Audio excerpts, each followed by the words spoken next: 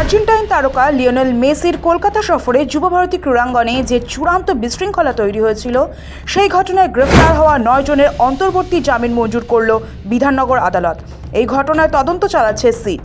ইতিমধ্যে online ticket বিক্রি সংস্থার কর্মকর্তা সহ বেশ কয়েকজনকে জিজ্ঞাসাবাদ করা হয়েছে। তবে ধৃতদের অন্তর্বর্তী জামিন যুবভারতী কাণ্ডে প্রথম বড় আইনি অগ্রগতি। কি ঘটেছিল যুবভারতীতে?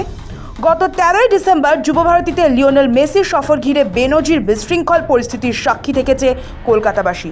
চড়া দামে টিকিট কাটা সত্ত্বেও আর্জেন্টাইন তারকাকে ঘিরে থাকা ভিআইপিদের দুর্গ ভেদ করে তাকে দেখতে পাননি অনুরাগীদের একটা বড় অংশ। তা নিয়ে বিক্ষোভের জেরে পরিস্থিতি এমন হয় যে মেসিকে কিছুক্ষণের মধ্যেই মাঠের বাইরে চলে যেতে হয়।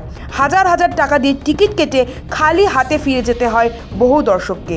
পরিস্থিতি এতটাই উত্তপ্ত হয়ে উঠেছে ক্ষুব্ধ দর্শকদের একাংশ স্টেডিয়ামে ভাঙচুর চালায়। স্টেডিয়ামের বিভিন্ন অংশে শুরু হয় তুমুল উত্তেজনা।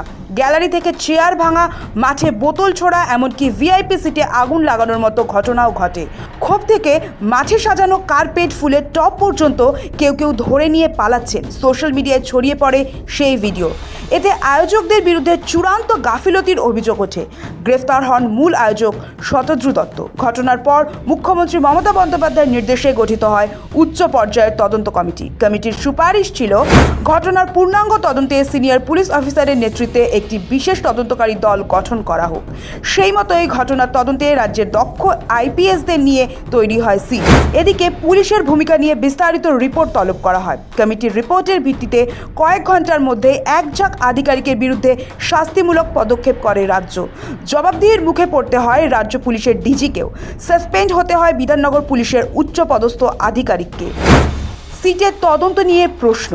রাজ্যের দক্ষ আইপিএসদের নিয়ে তৈরি হওয়া সিটের নিরপেক্ষতা নিয়ে প্রশ্ন তুলে আদালতের দ্বারস্থ হন বিরোধী দলনেতা শুভেন্দু অধিকারী।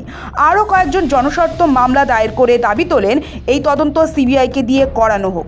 পুলিশি তদন্তে হস্তক্ষেপ নয়, রায় হাইকোর্টের। যুবভারতীতে মেসিকে এক ঝলক দেখার আশায় জমায়েত, কিন্তু মাঠে সেই প্রত্যাশা পূরণ না হওয়ায় ভাঙচুর, জল বিতর্ক এবং আর্থিক ক্ষতিপূরণ, এই তিনটি বিষয় ঘিরে হাইকোর্টে দায়ের হওয়া জনস্বার্থ মামলার শুনানি শেষ হয় সোমবার। মামলার শুনানিতে সিবিআই তদন্তের আবেদন খারিজ করে দিল হাইকোর্ট। পর্যবেক্ষণে ভারপ্রাপ্ত প্রধান বিচারপতি সুজয় পাল ও বিচারপতি পার্থসারথী সেন জানান, আইন মেনে সিট গঠন করা হয়েছে। পুলিশের কাজ তদন্ত করা, সেই কাজ চলছে। প্রাথমিক স্তরে তদন্তের নিরপেক্ষতা নিয়ে প্রশ্ন আসে না। সিটকে তার কাজ করতে দেওয়া উচিত বলেই মনে করেন বিচারপতিরা। তাই এ নিয়ে এখনই কোনো হস্তক্ষেপ করছে না হাইকোর্ট। আদালতের এই পর্যবেক্ষণ নিঃসন্দেহে পুলিশের দক্ষতাকেই ফের প্রকাশ্যে আনলো। 16 ফেব্রুয়ারি ফের মামলার পরবর্তী শুনানি। সৌভিক সান্যালের রিপোর্ট, সময়, কলকাতা।